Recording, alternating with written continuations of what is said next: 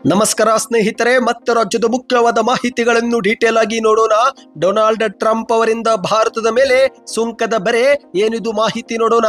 ಮತ್ತೊಂದೆಡೆಯಲ್ಲಿ ಚಿನ್ನ ಪ್ರಿಯರಿಗೆ ಶೀಘ್ರವೇ ಗುಡ್ ನ್ಯೂಸ್ ಸಿಗಲಿದೆ. 38ರಷ್ಟು ಚಿನ್ನದ ಬೆಲೆಯಲ್ಲಿ ಭಾರಿ ಇಳಿಕೆ ಆಗಲಿದೆ. 55,000 ರೂಪಾಯಿಗೆ ಬರುತ್ತಂತೆ. ಏನಿದು ಮಾಹಿತಿ ನೋಡೋಣ ಸ್ನೇಹಿತರೆ. ಮತ್ತೊಂದೆಡೆಯಲ್ಲಿ ಕರ್ನಾಟಕ ಜನತೆಗೆ ಶಾಕ್ ಮೇಲೆ ಶಾಕ್ ಕೊಡುತ್ತಿರುವ ಸರ್ಕಾರ. ಇದೇ ನಡುವೆ ಟ್ಯಾಕ್ಸಿ ಮತ್ತು ಕ್ಯಾಬ್ ದರವು ಕೂಡ ಹೆಚ್ಚಳವಾಗಲಿದೆ ಅಂತೆ. ಮತ್ತೊಂದೆಡೆಯಲ್ಲಿ ಡೀಸೆಲ್ ಬೆಲೆ ಇಳಿಕೆ ಮಾಡುವಂತೆ ರಾಜ್ಯ ಸರ್ಕಾರಕ್ಕೆ ಗಡುವು. ಇಲ್ಲದಿದ್ರೆ ರಾಜ್ಯಾದ್ಯಂತ ಲಾರಿ ಮಾಲೀಕರ ಅನಿರ್ದಿಷ್ಟಾವಧಿ ಮುಷ್ಕರ. ಎಲ್ಲ ಶಾಕಿಂಗ್ ಸುದ್ದಿ ಬಂದಿದೆ ಸ್ನೇಹಿತರೆ. ಮತ್ತೊಂದೆಡೆಯಲ್ಲಿ ಕೇವಲ 180 ರೂಪಾಯಿ ಟೋಲ್ ಉಳಿಸಲು ಹೋಗಿ ಪ್ರಾಣವನ್ನೇ ಬಿಟ್ಟ ಒಂದು ಕುಟುಂಬ. ಬೆಂಗಳೂರು ಮೈಸೂರು ಟೋಲ್ ರಸ್ತೆ ಬಳಿ ದುರ್ಘಟನೆ. ಯಾಕೆ, ಏನಾಯ್ತು ನೋಡೋಣ. ಇನ್ನು ಮನೆಯಿಲ್ಲದವರಿಗೆ ಕೇಂದ್ರ ಸರ್ಕಾರದಿಂದ ಸಿಹಿ ಸುದ್ದಿ ಸಿಕ್ಕಿದೆ. ಪಿಎಂ ಆವಾಸ್ ಯೋಜನೆ ಕುರಿತಂತೆ ಮತ್ತೊಂದು ಮುಖ್ಯವಾದ ಮಾಹಿತಿ. ನೀವು ಕೂಡ ಬಾಡಿಗೆ ಮನೆಯೊಳಗೆ ಇದ್ರೆ ಈ ಒಂದು ವಿಡಿಯೋ ಪೂರ್ತಿಯಾಗಿ ನೋಡಿ. ಎಲ್ಲ ಮಾಹಿತಿಗಳನ್ನು ಡೀಟೇಲ್ ಆಗಿ ನೋಡೋಣ. ಅದಕ್ಕಿಂತ ಮೊದಲು ದಯವಿಟ್ಟು ಸ್ನೇಹಿತರೆ, ನೀವು ನಮ್ಮ ಚಾನಲ್ಗೆ ಮೊದಲು ಬಾರಿ ಭೇಟಿ ಕೊಡ್ತಾ ಇದ್ರೆ ಕೆಳಗೆ ಕಾಣುವ ಸಬ್ಸ್ಕ್ರೈಬ್ ಬಟನ್ ಕ್ಲಿಕ್ ಮಾಡಿ. ಪಕ್ಕದಲ್ಲಿ ಒಂದು ಗಂಟೆ ಕಾಣಿಸುತ್ತೆ, ಅದು ಕೂಡ ಒತ್ತಿದ್ರೆ ರಾಜ್ಯದ ಮುಖ್ಯವಾದ ಮಾಹಿತಿಗಳು ನಿಮಗೆ ಮೊದಲು ಸಿಗುತ್ತವೆ. ಈ ಒಂದು ವಿಡಿಯೋಗೆ ಲೈಕ್ ಮಾಡಿ ಮತ್ತು ದಯವಿಟ್ಟು ವಿಡಿಯೋ ಪೂರ್ತಿಯಾಗಿ ನೋಡಿ.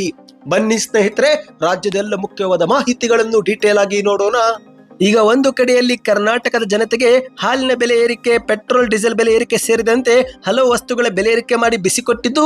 ಆದರೆ ಮತ್ತೊಂದೆಡೆಯಲ್ಲಿ ಭಾರತಕ್ಕೆ ಅಮೆರಿಕ ಅಧ್ಯಕ್ಷ ಡೊನಾಲ್ಡ್ ಟ್ರಂಪ್ ಅವರು ಕೂಡ ಸುಂಕದ ಬರೆ ಕೊಟ್ಟಿದ್ದಾರೆ. ಹೌದು ಗೆಳೆಯರೆ, ಅಮೆರಿಕದ ಅಧ್ಯಕ್ಷ ಡೊನಾಲ್ಡ್ ಟ್ರಂಪ್ ಅವರು ಭಾರತದ ವ್ಯಾಪಾರ ನೀತಿಗಳನ್ನು ಉಲ್ಲೇಖಿಸಿ ಹೊಸ ಸುಂಕಗಳನ್ನ ವಿಧಿಸುವ ಮೂಲಕ ಭಾರತದ ಆರ್ಥಿಕತೆಗೆ ದೊಡ್ಡ ಪೆಟ್ಟು ಕೊಟ್ಟಿದ್ದಾರೆ. ಹೌದು, ಡೊನಾಲ್ಡ್ ಟ್ರಂಪ್ ಅವರು ಇತ್ತೀಚೆಗೆ ನಡೆದಂತ ಕಾರ್ಯಕ್ರಮದಲ್ಲಿ ಎಲ್ಲಾ ದೇಶಗಳ ಸರಕುಗಳ ಮೇಲೆ 10% ಮೂಲ ಸುಂಕ ಮತ್ತು ಭಾರತದ ಸರಕುಗಳ ಮೇಲೆ 26% ಸುಂಕವನ್ನು ವಿಧಿಸಿದ್ದಾರೆ. ಹೌದು, ಮಾಹಿತಿಯ ಪ್ರಕಾರ 25% ವ್ಯಾಪಕ ಸುಂಕವು ಭಾರತ ದೇಶದ ಜಿಡಿಪಿಯಿಂದ $31 ಬಿಲಿಯನ್ ಅನ್ನು ಕಸಿದುಕೊಳ್ಳಬಹುದು ಎಂದು ಹೇಳಲಾಗುತ್ತಿದೆ. ಈ ಮೂಲಕ ಇದು ಭಾರತಕ್ಕೆ ಅತಿ ದೊಡ್ಡ ಪೆಟ್ಟು ಕೊಡಲಿದೆ ಎಂದು ಹೇಳಲಾಗಿದೆ ಸ್ನೇಹಿತರೆ. ಇನ್ನು ಭಾರತದ ಐಟಿ ವಲಯವು ಅಮೆರಿಕಾಗೆ ಅತಿ ಹೆಚ್ಚು ಸೇವೆಗಳನ್ನು ರಫ್ತು ಮಾಡುವ ವಲಯಗಳಲ್ಲಿ ಒಂದಾಗಿದೆ. ಈ ಒಂದು ಹೊಸ ಸುಂಕಗಳಿಂದ ಐಟಿ ಕಂಪನಿಗಳಿಗೆ ಸಂಕಷ್ಟ ಎದುರಾಗಿದೆ. ಏಕೆಂದರೆ ಅಮೆರಿಕದ ಗ್ರಾಹಕರು ಭಾರತದ ಐಟಿ ಸೇವೆಗಳ ಮೇಲಿನ ವೆಚ್ಚವನ್ನ ಕಡಿತಗೊಳಿಸುವ ಸಾಧ್ಯತೆ ಇದೆ ಎಂದು ಹೇಳಲಾಗುತ್ತಿದೆ.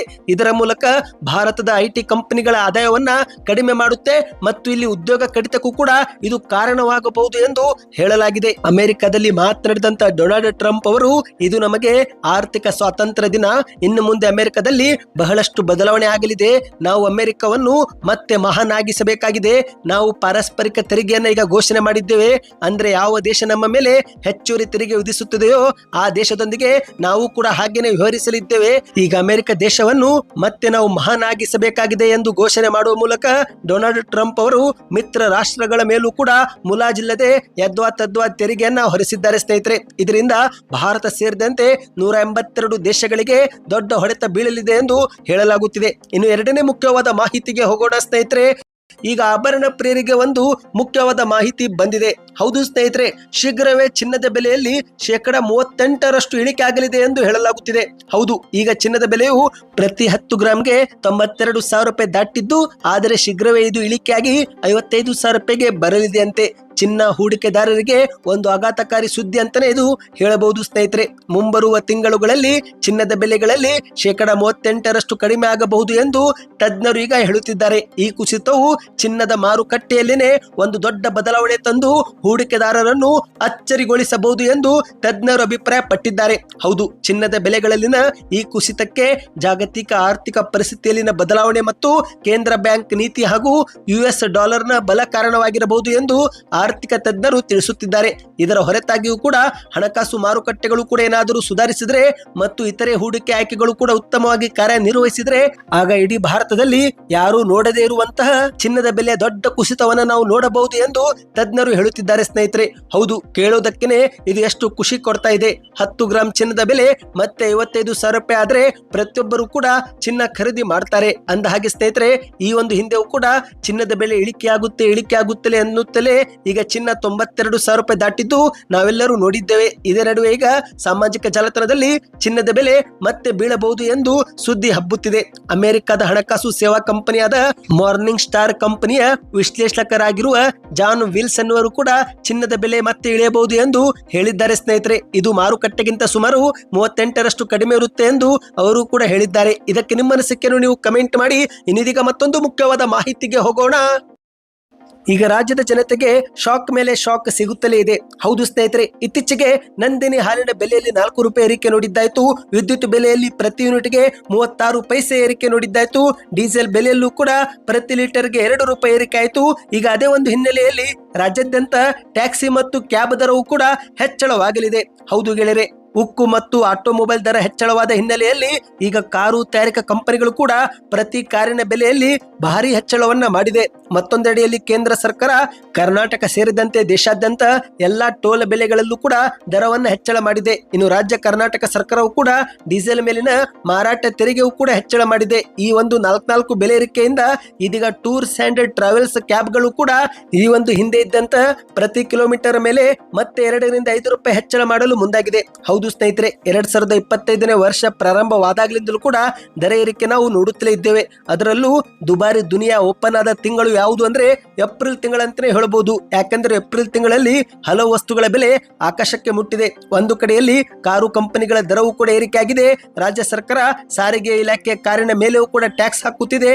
ಡೀಸೆಲ್ ಮೇಲೆ ಮಾರಾಟ ತೆರಿಗೆ ಹೆಚ್ಚಳವಾಗಿದೆ. ಈ ರೀತಿ 4 ಬೆಲೆ ಏರಿಕೆಯಿಂದ ಕಂಗಾಲಾಗಿದ್ದಂತ ಟೂರ್ಸ್ ಅಂಡ್ ಟ್ರಾವೆಲ್ಸ್ ಅಸೋಸಿಯೇಷನ್ ಅವರು ಕೂಡ ಈಗ ಕ್ಯಾಬ್ ಮಾಲೀಕರಿಗೆ ಮತ್ತು ಚಾಲಕರ ಅಸೋಸಿಯೇಷನ್ಗೆ ಪ್ರತಿ ಕಿಲೋಮೀಟರ್ಗೆ 5 ರೂಪಾಯಿ ಹೆಚ್ಚಳ ಮಾಡುವಂತೆ ಸೂಚನೆ ಕೊಟ್ಟಿದ್ದಾರೆ. ಇಲ್ಲ ಅಂದ್ರೆ ಈ ಒಂದು ಕ್ಯಾಬ್ ಉದ್ಯಮ ನಡೆಸೋದೇ ಕಷ್ಟ ಆಗುತ್ತೆ ಎಂದು ತಮ್ಮ ಅಸಮಾಧಾನವನ್ನ ತೋಡಿಕೊಂಡಿದ್ದಾರೆ. ಇನ್ನೊಂದು ಕಡೆ ಆದ್ರೆ ಮತ್ತೊಂದೆಡೆಯಲ್ಲಿ ನಾಳೆಯೊಳಗೆ ಡೀಸೆಲ್ ಬೆಲೆ ಇಳಿಕೆ ಮಾಡದಿದ್ರೆ ರಾಜ್ಯಾದ್ಯಂತ ಲಾರಿ ಮುಷ್ಕರ ಮಾಡುವುದಾಗಿ ಲಾರಿ ಮಾಲೀಕರು ಕೂಡ ಈಗ ಸರ್ಕಾರಕ್ಕೆ ಎಚ್ಚರಿಕೆ ಕೊಟ್ಟಿದ್ದಾರೆ. ಹೌದು, ಡೀಸೆಲ್ ಮೇಲಿನ ದರವನ್ನ ಏರಿಕೆಯನ್ನ ರಾಜ್ಯ ಸರ್ಕಾರ ಕೂಡಲೇ ಹಿಂಪಡೆಯಬೇಕು ಎಂದು ಲಾರಿ ಮಾಲೀಕರು ಇದೀಗ ಆಗ್ರಹಿಸಿದ್ದಾರೆ. ಇದೇ ಶನಿವಾರದ ಒಳಗೆ ನಿರ್ಧಾರ ಪ್ರಕಟಿಸದಿದ್ದಲ್ಲಿ ಅನಿರ್ದಿಷ್ಟಾವಧಿ ಮುಷ್ಕರ ಮಾಡುವುದಾಗಿ ಸರ್ಕಾರಕ್ಕೆ ಎಚ್ಚರಿಕೆ ನೀಡಿದ್ದಾರೆ. ಹೌದು, ಡೀಸೆಲ್ ಮೇಲಿನ ಮಾರಾಟ ತೆರಿಗೆ ಹೆಚ್ಚಳ ಮಾಡುವ ಮೂಲಕ ರಾಜ್ಯ ಸರ್ಕಾರ ಪ್ರತಿ ಲೀಟರ್ ಡೀಸೆಲ್ ಬೆಲೆಯಲ್ಲಿ 2 ರೂಪಾಯಿ ಏರಿಕೆ ಮಾಡಿದೆ. ಅಷ್ಟು ಮಾತ್ರವಲ್ಲದೆ ಕಳೆದ ಜೂನ್ ತಿಂಗಳಲ್ಲೂ ಕೂಡ ತೆರಿಗೆ ಹೆಚ್ಚಳದಿಂದ ಡೀಸೆಲ್ ಬೆಲೆ 1.5 ರೂಪಾಯಿ ಹೆಚ್ಚಳವಾಗಿತ್ತು. ಈ ಮೂಲಕ ಒಂದು ವರ್ಷದಲ್ಲಿ ಡೀಸೆಲ್ ಬೆಲೆಯಲ್ಲಿ 3 ರೂಪಾಯಿ 50 ಪೈಸೆ ಹೆಚ್ಚಳವಾದಂತಾಗಿದೆ. ಈ ಮೂಲಕ ಹೆಚ್ಚಳ ಮಾಡಿರುವ ದರವನ್ನು ಕೂಡಲೇ ಹಿಂಪಡೆಯಬೇಕು ಎಂದು ಲಾರಿ ಮಾಲೀಕರು ಇದೀಗ ಒತ್ತಾಯಿಸುತ್ತಿದ್ದಾರೆ. ಒಂದು ವೇಳೆ ದರ ಹಿಂಪಡೆದಿದ್ರೆ ಮುಷ್ಕರ ನಡೆಸುವುದಾಗಿ ಫೆಡರೇಷನ್ ಆಫ್ ಕರ್ನಾಟಕ ಲಾರಿ ಮಾಲೀಕರು ಮತ್ತು ಏಜೆಂಟರ ಸಂಘ ಈಗ ಸರ್ಕಾರಕ್ಕೆ ಎಚ್ಚರಿಕೆ ಕೊಟ್ಟಿದೆ. ಇನ್ನಿದೀಗ ಮತ್ತೊಂದು ಮುಖ್ಯವಾದ ಮಾಹಿತಿಗೆ ಹೋಗೋಣ ಸ್ನೇಹಿತರೆ. ಬೆಂಗಳೂರು ಮೈಸೂರು ಎಕ್ಸ್ಪ್ರೆಸ್ ವೇನಲ್ಲಿ ಐರಾವತ್ ಬಸ್ ಡಿಕ್ಕಿ ಹೊಡೆದು ಒಂದೇ ಕುಟುಂಬದ 4 ಸ್ಥಳದಲ್ಲೇ ಪ್ರಾಣ ಬಿಟ್ಟಿದ್ದಾರೆ. ಆದರೆ ಈ ಒಂದು ಪ್ರಕರಣಕ್ಕೆ ಈಗ ಒಂದು ಬಿಗ್ ಟ್ವಿಸ್ಟ್ ಸಿಕ್ಕಿದೆ. ಅದೇನೆಂದ್ರೆ ಟೋಲ್ ಹಣ ಉಳಿಸಲು ಹೋಗಿನೇ ಭಯಾನಕ ಆಕ್ಸಿಡೆಂಟ್ ನಡೆದಿದೆ ಅನ್ನುವ ಮಾಹಿತಿ ಲಭ್ಯವಾಗಿದೆ. 180 ರೂಪಾಯಿ ಉಳಿಸುವ ಯತ್ನದಲ್ಲಿ ಒಂದೇ ಕುಟುಂಬದ 4 ದುರಂತ ಅಂತ್ಯವನ್ನ ಕಂಡಿದ್ದಾರೆ. ಹೌದು ಗೆಳೆಯರೆ, ಸಣ್ಣ ಎಡವಟ್ಟಿನಿಂದಾಗಿ ಅಂತ್ಯ ಸಂಸ್ಕಾರಕ್ಕೆ ತೆರಳುತ್ತಿದ್ದವರೇ ದುರಂತವಾಗಿ ಅಂತ್ಯವಾಗಿದ್ದಾರೆ. ಇನ್ನು ಮೃತರೆಲ್ಲರೂ ಬೆಂಗಳೂರಿನ ಜೆಪಿ ನಗರದ ಮೂಲದವರು ಎಂಬುದು ಕೂಡ ಗೊತ್ತಾಗಿದೆ ಸ್ನೇಹಿತರೆ. ಹೌದು, ಬೆಂಗಳೂರಿಂದ ಮೈಸೂರಿಗೆ ಪಿರಿಯಾಪಟ್ಟಣಕ್ಕೆ ಅವರು ಹೋಗುತ್ತಿದ್ದರಂತೆ. ಇದೇ ನಡುವೆ ಟೋಲ್ಗೆ 180 ರೂಪಾಯಿ ಕೊಡಬೇಕಲ್ಲ ಎಂಬ ಕಾರಣಕ್ಕೆ ಟೋಲ್ ಅನ್ನ ನೋಡುತ್ತಿದ್ದಂತೆ ಕಾರನ್ನು ನಿಧಾನವಾಗಿ ಚಲಾಯಿಸಿದ್ದಾರೆ. ಇದೇ ವೇಳೆ ಹಿಂಬದಿಯಿಂದ ವೇಗವಾಗಿ ಬರುತ್ತಿದ್ದಂತ ಐರಾವತ್ ಬಸ್ಸು ಇವರ ಕಾರಿಗೆ ಡಿಕ್ಕಿ ಹೊಡೆದಿದೆ. ಡಿಕ್ಕಿಯ ರಭಸಕ್ಕೆ ಕಾರು 50 ಮೀಟರ್ ದೂರ ಹೋಗಿ ಬಿದ್ದಿತ್ತಲ್ಲದೆ ಕಾರಿನಲ್ಲಿದ್ದಂತ 4 ಸ್ಥಳದಲ್ಲೇ ಸಾವನ್ನ ಕಂಡಿದ್ದಾರೆ ಸ್ನೇಹಿತರೆ. ಹೌದು, ಹಿಂಬದಿಯಿಂದ ಬಸ್ ಗುದ್ದಿದ ರಭಸಕ್ಕೆ ಎಕ್ಸಿಟ್ ಮಾರ್ಗದಲ್ಲಿ ಇರಿಸಲಾಗಿದ್ದಂತ ಡಿವೈಡರ್ಗೆ ಡಿಕ್ಕಿ ಆಗಿ ಕಾರು ಸಂಪೂರ್ಣ ನುಜ್ಜಾಗಿದೆ ಎಂದು ಹೇಳಲಾಗಿದೆ. ಒಟ್ಟಿನಲ್ಲಿ ಸ್ನೇಹಿತರೆ 180 ರೂಪಾಯಿ ಟೋಲ್ ಉಳಿಸಲು ಹೋಗಿ ಈ ಒಂದು ದುರಂತ ಸಂಭವಿಸಿದೆ. ಇನ್ನಿದೀಗ ಕೊನೆಯ ಮುಖ್ಯವಾದ ಮಾಹಿತಿಗೆ ಹೋಗೋಣ. ನೀವು ಕೂಡ ಏನಾದರೂ ಬಾಡಿಗೆ ಮನೆಯೊಳಗೆ ವಾಸ ಮಾಡುತ್ತಿದ್ರೆ ಕಮೆಂಟ್ ನಲ್ಲಿ ಈಗಲೇ ನಿಮ್ಮ ಊರು ಯಾವುದು ಮತ್ತು ಪ್ರತಿ ತಿಂಗಳು ನೀವು ಎಷ್ಟು ಮನೆಗೆ ಬಾಡಿಗೆ ಕಟ್ಟುತ್ತೀರಿ ಎಂಬುದನ್ನ ಕಮೆಂಟ್ ಮಾಡಿ. ಏಕೆಂದ್ರೆ ಮನೆ ಇಲ್ಲದಂತ ಬಡ ಕುಟುಂಬಕ್ಕೆ ಕೇಂದ್ರ ಸರ್ಕಾರದಿಂದ ಸಿಹಿ ಸುದ್ದಿ ಸಿಕ್ಕಿದೆ. PM ಆವಾಸ್ ಯೋಜನೆಯ ಅರ್ಜಿ ಸಲ್ಲಿಕೆ ಮಾಡುವ ದಿನಾಂಕವನ್ನು ಮತ್ತೆ ವಿಸ್ತರಣೆ ಮಾಡಲಾಗಿದೆ. ಹೌದು ಸ್ನೇಹಿತರೆ, ಮಾರ್ಚ್ 31, 2025 ಇದ್ದಂತ ದಿನಾಂಕವನ್ನ ಈಗ ಏಪ್ರಿಲ್ 30ರವರೆಗೆ ವಿಸ್ತರಣೆ ಮಾಡಲಾಗಿದೆ. ಅರ್ಹ ಕುಟುಂಬಗಳು ಈಗಲೂ ಕೂಡ ಆನ್ಲೈನ್ ಮೂಲಕ ಈ ಒಂದು ಯೋಜನೆಗೆ ನೋಂದಾಯಿಸಿಕೊಳ್ಳಬಹುದು. ಏಪ್ರಿಲ್ 30 ಕೊನೆ ದಿನಾಂಕವಾಗಿರುತ್ತೆ ಸ್ನೇಹಿತರೆ. ಹೌದು, ಈ ಒಂದು ಯೋಜನೆಗೆ ಅರ್ಜಿ ಸಲ್ಲಿಕೆ ಮಾಡಿದ್ದಂತ ಅರ್ಹ ಕುಟುಂಬಕ್ಕೆ ಸಹಾಯಧನವನ್ನ ಕೊಡಲಾಗುತ್ತೆ ಸ್ನೇಹಿತರೆ. ಹೌದು, 3 ಕಂತುಗಳಲ್ಲಿ ಈ ಒಂದು ಹಣವನ್ನು ಫಲಾನುಭವಿಗಳ ಬ್ಯಾಂಕ್ ಖಾತೆಗೆ ನೀಡಲಾಗುತ್ತೆ. ನೀವು ಕೂಡ ಏನಾದರೂ ಬಾಡಿಗೆ ಮನೆಯೊಳಗೆ ಇದ್ರೆ ಈ ಒಂದು ಯೋಜನೆಗೆ ಅರ್ಜಿಯನ್ನು ಸಲ್ಲಿಕೆ ಮಾಡಿ. ಮನೆ ನಿರ್ಮಾಣಕ್ಕಾಗಿ 3 ಕಂತುಗಳಲ್ಲಿ 1,38,000 ರೂಪಾಯಿವರೆಗೆ ಹಣ ನಿಮಗೆ ನೀಡುತ್ತಾರೆ. ಮೊದಲ ಕಂತಿನಲ್ಲಿ 45,000 ರೂಪಾಯಿ, ಎರಡನೇ ಕಂತಿನಲ್ಲಿ 60,000 ರೂಪಾಯಿ ಮತ್ತು ಮೂರನೇ ಕಂತಿನಲ್ಲಿ ಅಂತಿಮ ಹಣವನ್ನು ಎಲ್ಲವೂ ಕೂಡ ಬ್ಯಾಂಕ್ ಖಾತೆಗೆ ಜಮೆ ಮಾಡಲಾಗುತ್ತೆ. ಇನ್ನು ಈ ಒಂದು ಯೋಜನೆಗೆ ಅರ್ಜಿ ಸಲ್ಲಿಕೆ ಮಾಡಬೇಕಂದ್ರೆ ಕೆಲವು ದಾಖಲೆಗಳನ್ನ ಸಲ್ಲಿಸಬೇಕು. ಅರ್ಜಿದಾರರು ಕುಟುಂಬದ ಎಲ್ಲಾ ಸದಸ್ಯರ ಆಧಾರ್ ಕಾರ್ಡ್ ಮಾಹಿತಿ ಕೊಡಬೇಕು. ಅರ್ಜಿದಾರರ ಬ್ಯಾಂಕ್ ಖಾತೆಯ ಒಂದು ಮಾಹಿತಿ ಕೊಡಬೇಕು. ಬ್ಯಾಂಕ್ ಖಾತೆಗೆ ಆಧಾರ್ ಕಾರ್ಡ್ ಕಡ್ಡಾಯವಾಗಿ ಲಿಂಕ್ ಆಗಿರಬೇಕು. ನಿಮ್ಮ ಜಾತಿ ಪ್ರಮಾಣ ಪತ್ರ, ಆದಾಯ ಪ್ರಮಾಣ ಪತ್ರ ಮತ್ತು ನಿಮ್ಮ ಒಂದು ಹೆಸರಲ್ಲಿರುವ ಭೂ ದಾಖಲೆಗಳನ್ನು ಕೂಡ ನೀವು ಕೊಡಬೇಕು. ಹೌದು, ಸ್ವಂತ ಭೂಮಿಯಲ್ಲಿ ಮನೆ ನಿರ್ಮಿಸಲು ಭೂಮಿ ದಾಖಲೆ ಕೊಡುವುದು ಕಡ್ಡಾಯವಾಗಿದೆ. ಈ ಬಗ್ಗೆ ನಿಮಗೆ ಇನ್ನಷ್ಟು ಮಾಹಿತಿ ಬೇಕಂದ್ರೆ ಕಮೆಂಟ್ ನಲ್ಲಿ ಆವಾಸ್ ಯೋಜನೆ ಎಂದು ಕಮೆಂಟ್ ಮಾಡಿ ಸ್ನೇಹಿತರೆ. ಮುಂದಿನ ವಿಡಿಯೋದಲ್ಲಿ ಎಲ್ಲ ಮಾಹಿತಿ ತೆಗೆದುಕೊಂಡು ಬರುತ್ತೇವೆ. ಈ ಒಂದು ಮಾಹಿತಿ ಇಷ್ಟವಾಗಿದ್ರೆ ವಿಡಿಯೋಗೆ ಲೈಕ್ ಮಾಡಿ. ಹೆಚ್ಚಿನ ಮಾಹಿತಿ ಪಡೆಯಲು ದಯವಿಟ್ಟು ಚಾನಲ್ಗೆ ಸಬ್ಸ್ಕ್ರೈಬ್ ಮಾಡ್ತಾ ವಿಡಿಯೋನ ಲೈಕ್ ಮಾಡಿ. ವಿಡಿಯೋ ಹೇಗೆ ಅನಿಸ್ತು ಕಮೆಂಟ್ ಮಾಡಿ.